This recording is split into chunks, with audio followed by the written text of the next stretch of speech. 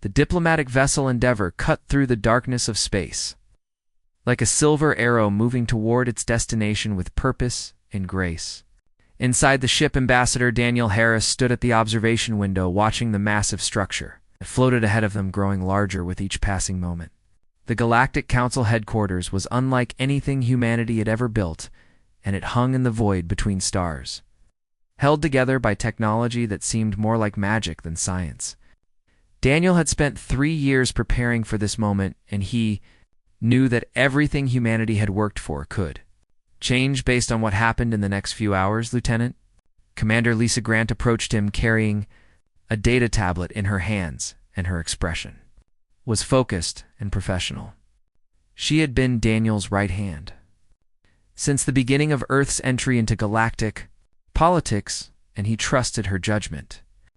More than anyone else on the ship, Dr. Peter Morgan stood nearby, reviewing the cultural protocols they would need to follow during the meeting, and his scholarly mind worked through every possible scenario that might unfold. The three of them formed the core of Earth's delegation, and they carried the hopes of billions of people on their shoulders. The Endeavor docked at one of the countless ports that dotted the surface of the Council headquarters, and the transition from ship to station was smooth and efficient.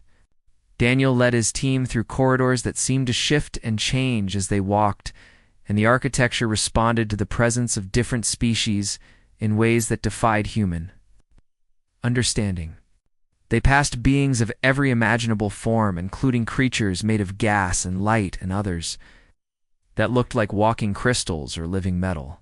Each species had earned its place in the Council through centuries or even millennia of advancement, and humanity was the newest addition to this ancient gathering. The Council chamber itself took Daniel's breath away, despite all the briefings and virtual tours he had studied. The room was a perfect sphere, with seating arranged in ascending tiers that spiraled upward toward a central point of light. 200 species filled those seats, and their forms created a tapestry of diversity that reminded Daniel just how young and small humanity really was in the grand scheme of the galaxy. He walked to the speaking platform at the center of the chamber with Lisa and Peter following behind him, and he could feel thousands of eyes watching his every move. The Vrexian Chancellor called the session to order with a voice that echoed through the chamber like thunder. He was a massive reptilian being whose scales shimmered with colors that changed depending on the angle of the light, and his vertical pupils fixed on Daniel with an intensity that would have made lesser men flinch. The translator device embedded in Daniel's ear converted the Chancellor's words into perfect English, but the cold mechanical tone stripped away any warmth or courtesy that might have existed in the original speech. The Chancellor explained that the Council had summoned the human delegation to address concerns about Earth's recent activities in the frontier sectors of the galaxy. Daniel had expected questions, and perhaps even some criticism, but the tone of the Chancellor's voice suggested something more serious was coming. He kept his face neutral and his hands clasped behind his back in a posture that conveyed both respect and confidence. Lisa stood beside him with a similar expression while Peter made notes on his data tablet. The Keltharian ambassador spoke next, and its form was a being of pure energy, contained within a crystalline matrix that pulsed with light as it communicated. The translator rendered its words with a harsh edge that cut through the air like a blade. The Keltharian stated plainly that humans were primitives who had stumbled upon technology rather than earning it through proper evolution, and that Earth had contributed nothing of its value to galactic civilization. The words hung in the air for a moment before murmurs of agreement rippled through the assembled delegates. Daniel felt Lisa tense beside him, but he remained perfectly still, and his face showed no reaction to the insult. He had learned long ago in the diplomatic corps that the first person to lose their composure in a negotiation was usually the one who lost the argument. He would let them speak, and he would listen to every word, because understanding your opponent was the first step to defeating them. A delegate from the Zaros collective added its voice to the growing chorus of criticism. The Zaros were a hive mind species whose individual units moved in perfect synchronization, and their collective voice spoke as one. They pointed out that humans still waged war among themselves and that Earth's nations remained divided by what the Zaros called trivial differences.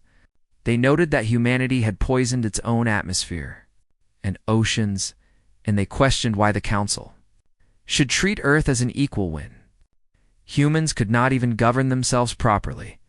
More voices joined in, and the insults came faster and harder with each passing minute. One delegate called humanity barbaric, and another labeled them dangerous. A third suggested that Earth should be quarantined from the rest of the galaxy till humans learn to behave in a civilized manner. Some delegates even proposed that Earth should be placed under the guidance of more advanced species for the next 1,000 years to ensure that humanity developed along proper lines. Daniel listened to it all without interrupting, and he made mental notes of which species seemed most hostile and which were simply following the lead of others. Peter was doing the same, and his tablet filled with observations that would be useful later. Lisa's jaw clenched tighter with each new insult, but she maintained her discipline and remained silent beside Daniel. The criticism continued for nearly an hour, and the council members spoke as though the human delegation was not even present in the chamber. They discussed Earth's fate with the casual indifference of people deciding what to do with an unwanted piece of furniture. Some suggested restrictions on human expansion, while others proposed monitoring systems that would track every move humanity made in space. A few delegates even suggested that Earth's contact with certain technologies should be limited until humans proved themselves worthy of such knowledge. Finally, after what felt like an eternity, the Vrexian Chancellor turned his massive head and looked directly at Daniel. His scales had shifted to a deep red color that Peter's cultural notes indicated was a sign of disdain or contempt among the Vrexian people. The Chancellor's voice carried across the chamber with undeniable authority when he asked if the human delegation had anything to say in their defense. Daniel stepped forward, and the chamber fell silent. Daniel Harris did not raise his voice because he understood that true power did not come from volume, but from conviction. He stood at the speaking platform with his shoulders square and his gaze steady as he looked out at the 200 species that had just spent an hour tearing apart everything humanity represented. The silence in the chamber was thick and heavy, and every delegate leaned forward slightly to hear what the human ambassador would say in response to their collective judgment. He began by acknowledging their criticisms with a calm that surprised many in the audience. Daniel told them that they had spent the last hour cataloging humanity's failures and painting Earth as a violent, primitive world unworthy of standing among the great civilizations of the galaxy. He said he would not dispute their facts because the truth was important, and humanity had indeed made terrible mistakes throughout its history. However, he added that facts without context were just numbers, and the council had failed to understand what those facts really meant about the human spirit. Daniel activated a holographic display with a simple gesture, and the image of Earth appeared floating above the speaking platform. The planet rotated slowly, showing its blue oceans and green continents and white clouds that drifted across the surface. Every being in the chamber could see the beauty of the world that had given birth to humanity, and for a moment there was only silence as they watched. He told them they were correct that humans had fought among themselves for thousands of years. War had been a constant companion throughout human history, and the species had committed atrocities that still haunted the collective memory of Earth. Cities had burned and empires had fallen, and millions had died in conflicts over resources and ideologies and simple hatred. But Daniel said that what made humanity different from other species was not that they had made mistakes, but that they remembered them and learned from them and refused to let those mistakes define who they would become. The holographic display shifted to show images from Earth's history. Ancient battlefields covered in bodies gave way to scenes of peace treaties being signed. Old footage showed the formation of international organizations and the gradual process of Earth's nations. coming together despite their differences. Daniel explained that humanity had not achieved unity because it was easy or convenient, but because billions of individuals had made the conscious choice that cooperation was better than conflict. He paused and let his words sink in before continuing. Daniel pointed out that every species in the chamber had achieved unity through either conquest or convenience. Some had evolved as hive minds that never knew division, while others had been forced together under the rule of powerful empires. But humanity had chosen unity through the hard work of democracy and diplomacy and the slow, painful process of learning to see former enemy eases potential friends. The Vrexian chancellor interrupted with a voice that carried irritation. He said that Daniel's words were noble, but they did not change the fundamental fact that humanity was a newcomer species with no great achievements to its name. The chancellor's scales rippled with colors that indicated his annoyance at having his judgment questioned by what he clearly considered an inferior being. Daniel smiled, and there was something dangerous in that expression that made several delegates shift uncomfortably in their seats. He asked the chancellor to let him tell the council about human achievements because clearly there had been some misunderstanding about what Earth had accomplished in its brief time among the stars. He reminded them that 300 years ago, humanity could not leave its own planet. Earth had no faster-than-light travel, and no quantum computers, and no genetic engineering. Humans were confined to a single world with primitive rockets that could barely reach the moon. Then they discovered the abandoned Forerunner gate floating in the outer solar system, and everything changed. Daniel explained that the gate was a relic from an ancient civilization that had vanished millions of years ago. The elder species of the galaxy had known about Forerunner technology for millennia, but they had dismissed this particular gate as non-functional junk not worth studying. But humans had looked at that broken technology and seen possibility instead of failure. He told them that in 5 years, humanity had reverse-engineered enough of the Forerunner gate to make it work again. In 10 years, Earth had built its own gates and opened up the galaxy to human exploration. Daniel let that timeline hang in the air for a moment, before pointing out that the species in this chamber had access to Forerunner technology for thousands or even millions of years, but they had never bothered to fix what was broken. Peter Morgan stepped forward and pulled up technical schematics on the holographic display. The images showed human innovations that had improved on existing galactic technologies in ways that even the elder species had not considered.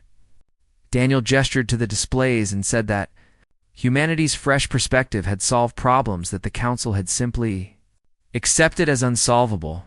The Caltharian ambassador flickered with agitation, and its crystalline form pulsed with light that indicated confusion or anger. But Daniel pressed on without giving the energy being time to interrupt. He addressed the criticism about Earth's environmental damage and admitted that humanity had indeed poisoned its own world during the Industrial Age. However, in the last 50 years, Earth had restored 70% of its ecosystems while simultaneously expanding into space and building colonies on a dozen worlds. He pointed out that the Caltharians had taken 3,000 years to achieve the same level of environmental recovery on their homeworld.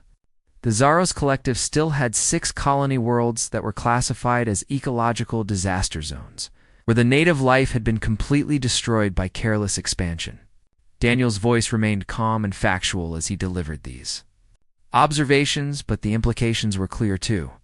Everyone in the chamber, Lisa, Grant distributed data tablets to the nearest council members, and the devices contained detailed comparisons of human achievements versus those of the elder species.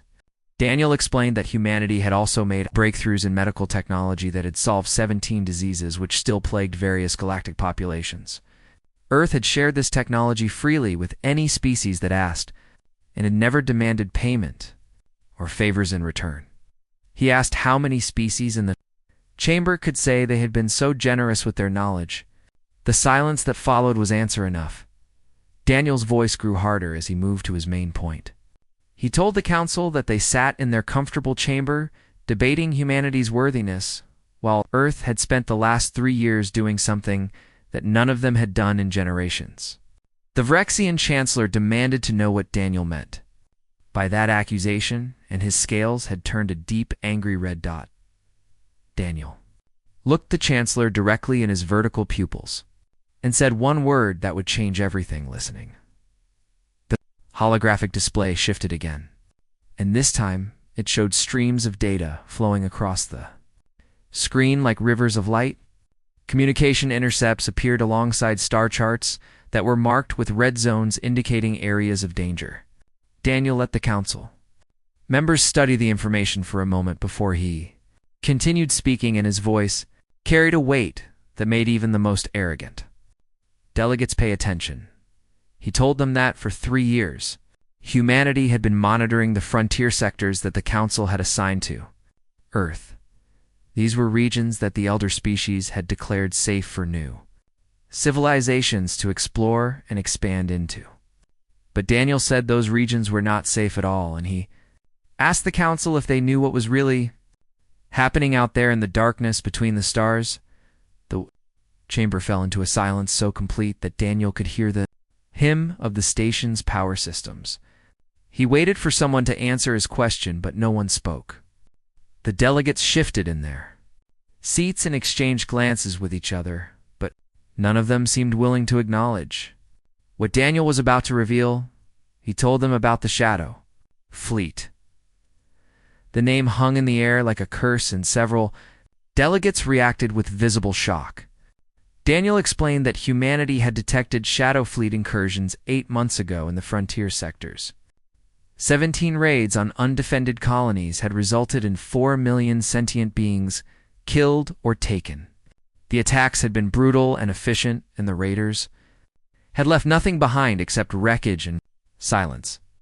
Lisa Grant stepped forward, carrying more data tablets, and she distributed them to council members who were closest to the speaking platform. She explained that Earth had reported these attacks to the Council Security Directorate 3 separate times over the past 8 months. Each time the human reports had been dismissed as flawed data or the overactive imagination of a species that was seeing threats where none existed. The Vrexian Chancellor rose from his seat, and his scales had turned a color that Peter's cultural database indicated was rage, mixed with embarrassment. The Chancellor declared loudly that the Shadow Fleet was nothing but a myth and a story that older civilizations told to frighten younger species. He stated with absolute certainty that there had been no credible evidence of the Shadow Fleet's existence for 500 years. Daniel asked the Chancellor to explain what he was about to show them. The holographic display now presented an image of a massive warship that made several delegates gasp in recognition or fear. The vessel's hull was black as the void of space itself, and it bristled with weapons that were clearly of ancient design.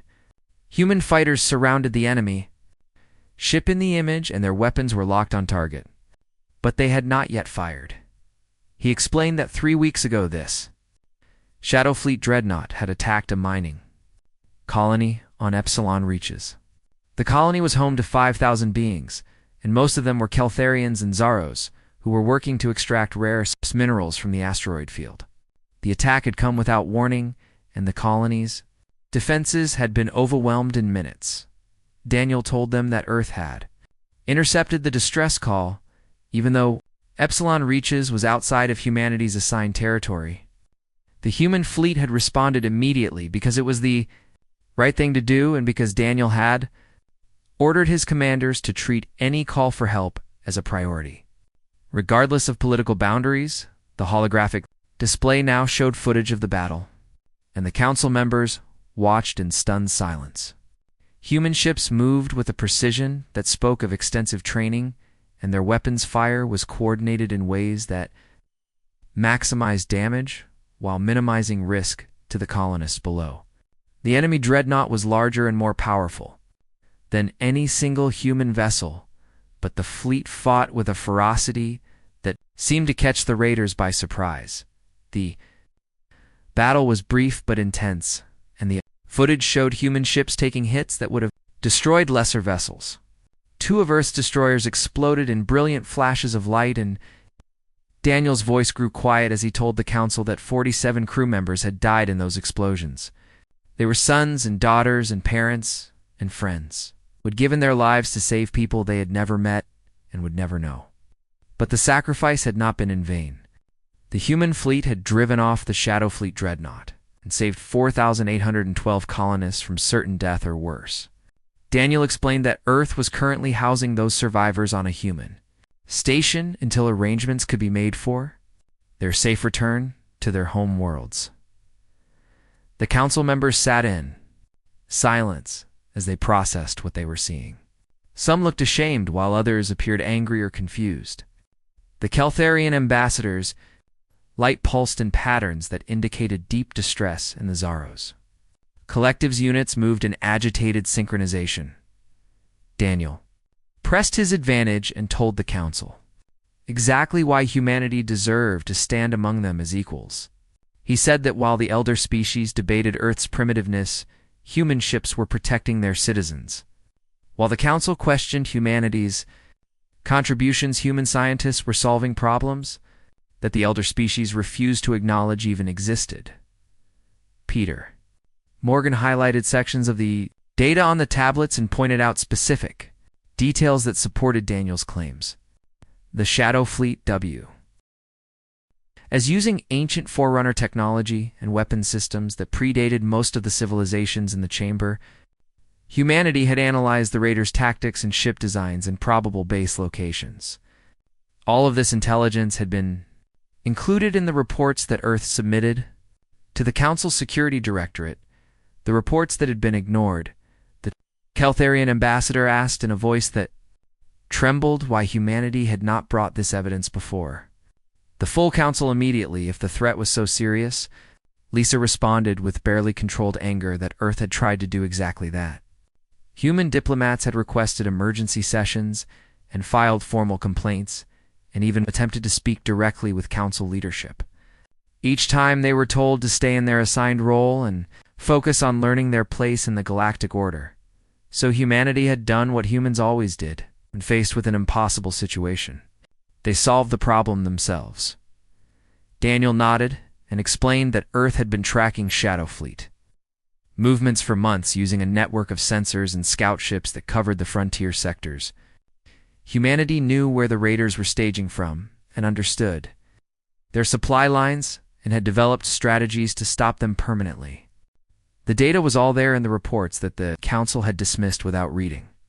He told them that Earth could not eliminate the Shadow Fleet alone because the enemy was too large and too well equipped. But Daniel said that humanity had not been idle while waiting for the council to acknowledge the threat. Earth had reached out to other species and formed alliances with civilizations that understood the danger because they had experienced it. Firsthand, the Vrexian chancellor asked, with obvious suspicion, what kind of alliances Daniel was talking about. His tone suggested that he already suspected the answer and did not like what he was thinking. Daniel told him plainly that humanity had assembled a coalition of frontier species. The younger civilizations that the council ignored in these grand chambers had united under Earth's leadership. Together they had the military forces necessary to eliminate the Shadow Fleet threat once and for all. The Chancellor demanded to know if Daniel was seriously suggesting that Earth had created a military alliance without council approval. His scales flashed with colors that indicated he considered this a personal insult as well as a violation of galactic law. Daniel leaned forward, and his voice was steel wrapped in silk when he responded. He said that what humanity wanted from the council was simple and straightforward. Get out of their way. The council chamber erupted into chaos like a storm breaking over a calm sea. Delegates shouted over one another in dozens of languages, and the translators struggled to keep up with the sudden flood of voices. Some demanded to see more evidence, while others called Daniel a warmonger and a fool. The Verexian chancellor bellowed for order, and his voice cut through the noise like a blade, but it took several minutes before the chamber quieted enough for him to speak. The chancellor's scales had turned almost black with fury, and he pointed one clawed finger at Daniel as he spoke.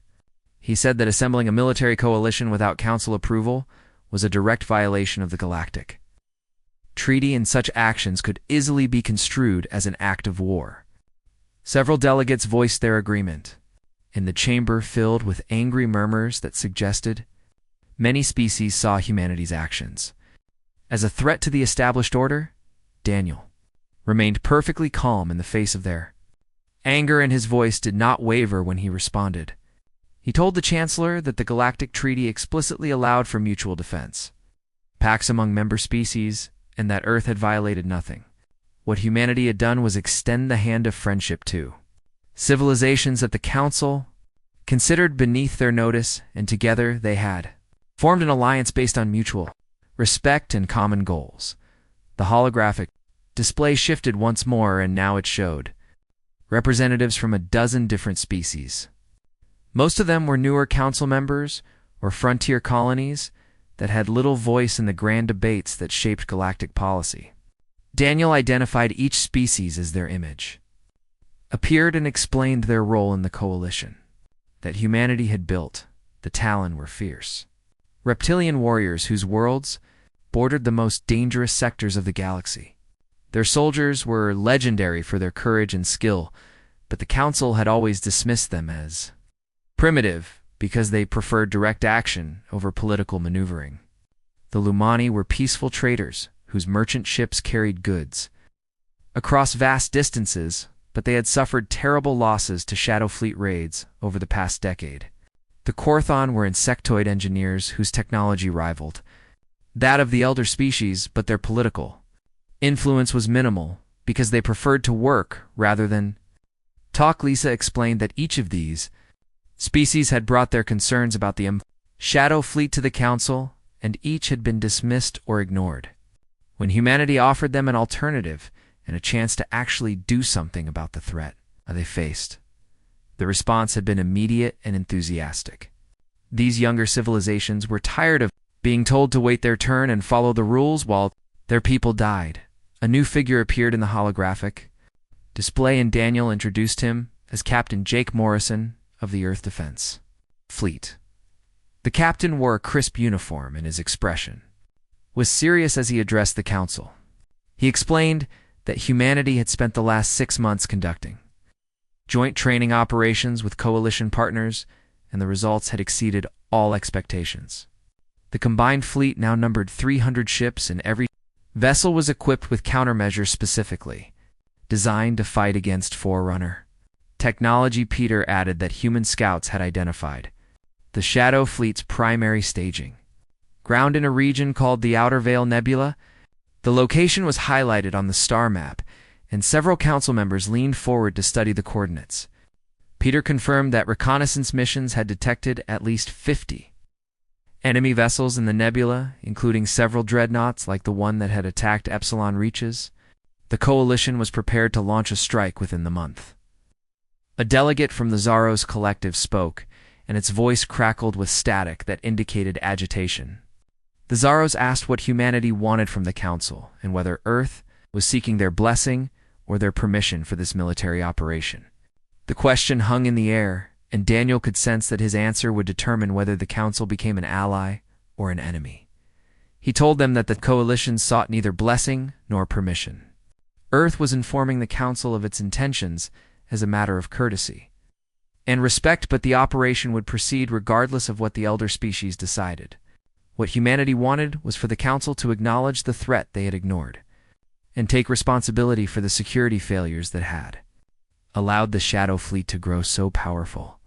The Vrexian Chancellor's scales flared bright red, and he demanded to know how. Daniel dared to lecture the Council on responsibility. He said that humanity had been traveling through space for less than a century and knew nothing about the complexities of maintaining peace across hundreds of star systems and thousands of different cultures. The Chancellor's voice dripped with contempt as he suggested that Earth's arrogance would lead to disaster. Daniel replied that perhaps it was time for fresh perspectives in galactic governance. He said the Council's system was broken and that they prioritized protocol over action and appearances over results. While the elder species debated in comfortable chambers and followed ancient procedures, Real people were dying in the frontier sectors. Humanity would not stand by and watch that continue. When they had the power to make a difference, a new voice cut through the tension. Like a knife, and every being in the chamber turned to look at its source. The Archon of the Tal Shiar Dominion had spoken. And that alone was remarkable because the Archon rarely participated in council debates. The Tal Shiar were an ancient species that had been part of the galaxy's civilization, longer than most others could remember, and their wisdom was respected even by those who disagreed with them. The Archon was a being of crystallized light whose form seemed to exist, partially in another dimension. Its voice resonated through the chamber like wind chimes and carried a quality that made everyone listen with full attention. The Archon said simply that the humans spoke truth and the words carried more weight than any angry accusation could have. The chamber fell completely silent as the Archon continued. It said that it had reviewed the evidence humanity presented and found the data to be accurate and compelling. The Shadow Fleet was real, and the threat was credible, and the Council had indeed failed in its duty to protect the frontier worlds and the beings who lived there. The Rexian Chancellor looked as though someone had struck him across the face. He asked the Archon if it truly supported this unauthorized military action that humanity had organized. His voice suggested that he could not believe what he was hearing from one of the galaxy's most respected civilizations. The Archon replied that it supported competence, wherever that competence could be found. It said the Council had lacked competence for too long and had become complacent in its power. The humans had accomplished in months what the Council should have done years ago, and they had earned the Archon's respect even if they had not earned the respect of others. In the chamber, Daniel inclined his head respectfully toward the Archon and said that the Coalition sought only to protect innocent lives and eliminate a common threat. If the Council wished to join their coalition, they would be welcomed as valued allies. If the Council chose to stand aside, then the Coalition would proceed with its plans. Regardless, the Vrexian Chancellor's claws scraped against his podium, and the sound echoed through the silent chamber. He asked if Daniel would truly defy the Council's authority and risk everything that humanity had worked to achieve. His tone suggested that he expected the human to back down when faced with the possibility of serious consequences. Daniel looked at the Chancellor and then let his gaze sweep across the entire assembly. He said that humanity would do what was right, even when doing so was difficult or dangerous. That was what humans had always done throughout their history, even when it cost them everything they had.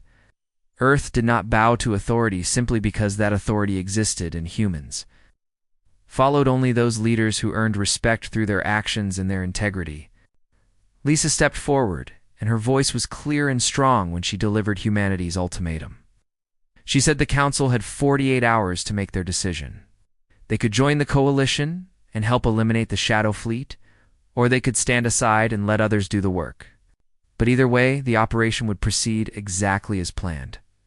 The weight of those words settled over the assembled delegates like a heavy blanket, and no one spoke. As the human delegation turned and walked out of the chamber, the Council's response arrived 36 hours after the human delegation had walked out of the chamber, and the message was delivered through official channels with all the proper ceremony that Galactic Protocol demanded. Daniel read the communication 3 times to make sure he understood every word and every implication before he allowed himself to smile. The vote had not been unanimous, and several powerful species had abstained or voted against the measure, but the result was clear enough. The Galactic Council would join the Coalition against the Shadow Fleet. What surprised Daniel even more than the decision itself was what came after it. The Council did not simply agree to support the operation with token forces or symbolic gestures. Instead, they committed fully to the campaign and pledged thousands of ships and millions of troops to the cause. The elder species were not content to let humanity lead without their involvement, and they threw their considerable resources into the effort with an enthusiasm that bordered on desperation. Daniel stood in the observation deck of the Endeavor, watching as ships from across the galaxy assembled into formation. The fleet that gathered before his eyes was the largest combined military force in modern galactic history. Earth vessels, flew alongside Rexian cruisers and Keltharian energy ships and Zaro's dreadnoughts. The coalition that humanity had built, with 300 ships, now commanded a fleet of more than 3,000 vessels, representing dozens of species and countless billions of sentient beings. Peter joined him at the window and stood quietly for a moment before speaking. He said it was quite a sight to see so many different civilizations working together toward a common goal. The scholarly part of his mind was already composing reports about this historic moment and thinking about how future generations would remember what was happening. Daniel replied that the Council was not doing this for humanity or even for the frontier species that had suffered under Shadow Fleet attacks. They were doing it to save face and protect their reputation as the galaxy's protectors. But he added that the motivation did not matter as much as the result, and the result was that the Shadow Fleet would finally face justice for their crimes. Lisa approached them, carrying a data pad, and told Daniel that the final tactical briefing would begin in 20 minutes. Captain Jake Morrison wanted all senior leadership present for the review of attack plans and coordination protocols. Nodded and took one last look at the assembled fleet before turning away from the window. A message appeared on his personal communicator, and he saw that it was from the Archon of the Talshir Dominion. Daniel opened it and read words that he would remember for the rest of his life. The Archon wrote that humanity had taught the galaxy a valuable lesson that the elder species had forgotten over their long existence. Power was not measured in years of civilization or technological sophistication, but in the courage to act when action was needed. Humanity had shown them what they had lost, and for that, the Archon offered eternal gratitude. The operation against the Shadow Fleet began 3 days later, when the combined fleet emerged from hyperspace at the edge of the Outer Veil Nebula. The ships appeared in perfect formation with their weapons charged and their shields at maximum strength. The coordination required to move so many vessels through hyperspace simultaneously was staggering, and it spoke to the intensive training that the coalition partners had conducted over the previous months. The Shadow Fleet had not expected such a massive and coordinated response to their activities. Their ships were powerful and equipped with Forerunner weapons that could tear through shields and armor like they were paper. The raiders had terrorized the frontier sectors for years with near impunity, and they had grown confident that no one would challenge them. But confidence became their downfall when they realized they were outnumbered 60-1. Jake Morrison commanded the human contingent from the bridge of his flagship, and his orders were crisp and clear. The Earth ships darted through the battlefield like predators hunting prey, and their movements were so precisely coordinated that they seemed to operate as a single organism.